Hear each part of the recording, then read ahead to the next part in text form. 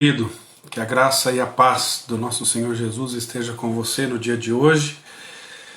Estamos aqui para mais um tempo de devocional e partilhar um pouquinho daquilo que Deus tem falado ao nosso coração. Essa semana eu estou tendo o privilégio, inclusive nesse momento estou no intervalo, do módulo que eu estou fazendo no mestrado com o reverendo Valdeci, e auxiliado pelo meu querido amigo reverendo Jonatas Miranda, reverendo Valdeci dos Santos, professor do Andrew Jumper. E nós estamos falando sobre problemas e procedimentos. Mas é muito interessante como Deus trabalha na nossa vida, vendo algumas coisas ali no módulo. E eu decidi fazer esse devocional falando sobre ira. E essa é uma situação que com certeza aflige o seu coração.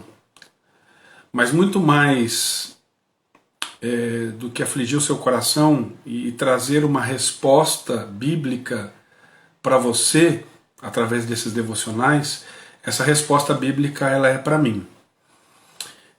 Porque é impressionante, toda vez que eu procuro trabalhar esse tema, eu percebo o quanto Deus trabalha no meu coração. Eu percebo o quanto Deus vai agindo na minha vida e tirando das questões superficiais e nos levando para algo mais íntimo, mais profundo. Ontem à noite eu tive a oportunidade de ler para os meus filhos quando eles foram dormir e orar com eles.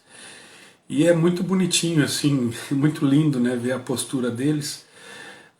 E os dois hoje, os meus dois filhos, quando vão orar, eles oram assim: Senhor, tira o pecado.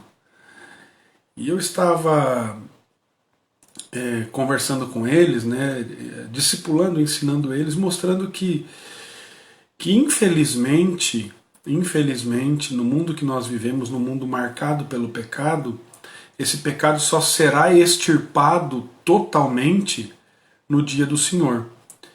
Então eu estava conversando com eles sobre o nosso clamor e o pedido ao Senhor para que Ele nos livre da corrupção do pecado, para que o Senhor nos dê poder para lidar contra esse pecado. Porque esse pecado tenazmente, como diz o autor aos Hebreus, nos assedia todos os dias. Todos os dias. Então nós somos assediados continuamente por essa inclinação do nosso coração, E isso acontece no nosso coração. Então a questão é entender a extensão desse pecado. Por que eu tenho agido desta maneira ou daquela maneira? Então, eu quero refletir com você sobre essas questões nesta manhã. E, como vocês sabem, eu estou lendo aqui com vocês e baseando, eu faço a minha meditação nesse livreto Ira, do Dr. Robert Jones, Acalme o Seu Coração. O que eu faço aqui? Eu dou uma olhadinha no devocional, faço a minha reflexão e tento compartilhar aquilo que Deus falou comigo com vocês. O texto de hoje se encontra em Mateus capítulo 5, verso 21 e 22. Ele diz assim: Ouviste o que foi dito aos antigos: não matarás, e quem matar estará sujeito a julgamento. Eu, porém, vos digo que todo aquele que sem motivo se irar contra o seu irmão está sujeito a julgamento. E quem proferir um insulto a seu irmão estará sujeito a julgamento do tribunal. E quem lhe chamar tolo estará sujeito ao inferno de fogo. É fato que todas as culturas elas condenam o assassinato. E aí a gente tem uma perspectiva moralista onde nós, às vezes, quando vamos conversar com alguém, e aí nós nos achamos melhores do que os outros. Por quê? Porque eu nunca matei, nunca roubei, nunca fiz isso, nunca fiz aquilo e tudo mais. Mas a pergunta é, será que nós nunca matamos? Olhando na perspectiva do Sermão do Monte, e se você olhar o pano de fundo daquilo que Jesus coloca, porque o que Jesus está dizendo aqui, ele está levando além daquilo que simplesmente nós enxergamos. Então a pergunta é, será que nós nunca assassinamos? Porque o texto diz que se eu me irar contra o meu irmão, eu estou sujeito ao julgamento. Então, quando nós olhamos aqui para a perspectiva do que o Senhor Jesus faz com a ira, ela está relacionada a esse julgamento. E é interessante que Jesus, o que ele faz aqui? O Robert Jones ele diz o seguinte, até quero ler esse trecho que eu achei muito interessante. Nessa ida de Jesus além, né, ele diz que ele conecta a ira ao assassinato. A ira é o equivalente moral do assassinato. Jesus esvazia a noção de que se não matarmos com as nossas mãos, somos aceitáveis perante Deus.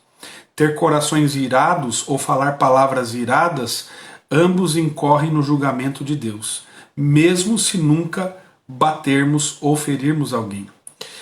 Então, quando a gente olha assim, a gente vê essa má notícia, num certo sentido, né, para a nossa realidade, porque isso mostra, como eu tenho dito aqui, que a ira é uma coisa universal e, via de regra, nós nos deixamos levar pela ira, e não uma ira legítima, não pecaminosa, né? Via de regra nós nos deixamos, eu me deixo levar pela minha ira pecaminosa, e aí isso me torna culpado diante de Deus. E somos culpados por sermos pecadores.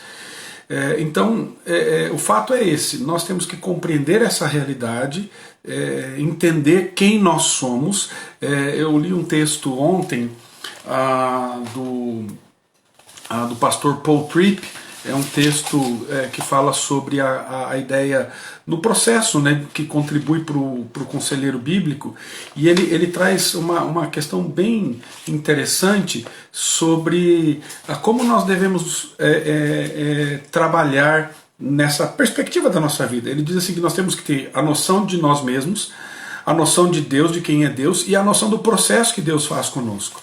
Então, se eu não tenho a realidade da minha cegueira espiritual e que eu preciso de ajuda e que eu preciso do poder do Espírito Santo e da graça para me livrar de mim mesmo, eu não vou trabalhar as questões do meu coração adequadamente. Então eu preciso ter essa realidade. E é interessante, como eu disse no começo, né, toda vez que eu resolvo mexer com essas coisas, não é bom, irmãos. Não é bom. Não é bom na minha perspectiva, porque o meu pecado fica revelado. Então, eu me deparo com a realidade de que eu sou pecador. E esse fato eu não quero enxergar. Eu quero ser cego em relação a isso. Eu quero ser ignorante em relação a isso. Esse é o fato. Esse é o desejo pecaminoso do meu coração. Mas a Escritura, ela mostra isso para mim, mostra que de fato eu sou um pecador e que eu preciso da graça de Deus. E aí é interessante que essa é uma má notícia para mim, mas tem uma boa notícia aqui, que é a notícia da redenção. Que esse mesmo legislador, esse que mostra isso, é o mesmo Redentor.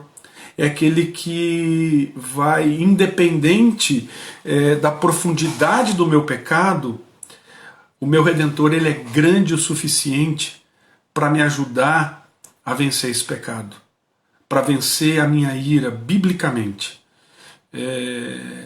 Então, a Bíblia me ensina que eu nunca devo deixar que esse peso do pecado exposto me leve a esquecer a grandeza do meu Salvador, a grandeza do meu Redentor, porque eu preciso dele, você precisa do seu Redentor.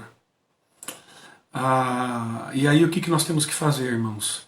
Nós temos que, quando sentirmos o nosso coração dessa maneira, né, quando sentirmos a ira no nosso coração e nos sentimos incapazes de perceber a realidade de que precisamos de ajuda, nós temos que clamar a Deus, clamar ao Senhor, confessar o nosso pecado, e temos que ir até esse Deus que nos ama profundamente, que enviou o seu Filho, o seu Redentor, para morrer por esses pecados, para morrer pela nossa vida, e esse Redentor, ele nos perdoa de todos os nossos pecados. E não só isso, como eu disse no início, né, que estava orando com os meus filhos, não só para Deus tirar o pecado do mundo, porque às vezes é fácil a gente orar genericamente, né? Mas é difícil nós orarmos e clamarmos a Deus para que o Senhor nos ajude com o nosso pecado, com a nossa corrupção.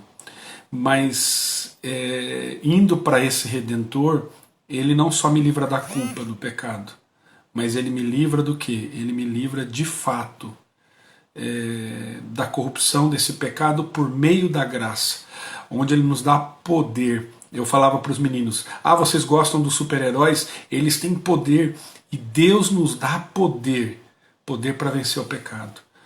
Que o Senhor nos ajude a vencer a nossa ira, a vencer as nossas mazelas, para que em cada momento em que a nossa vida ficar dessa maneira, a gente possa correr para o nosso Redentor.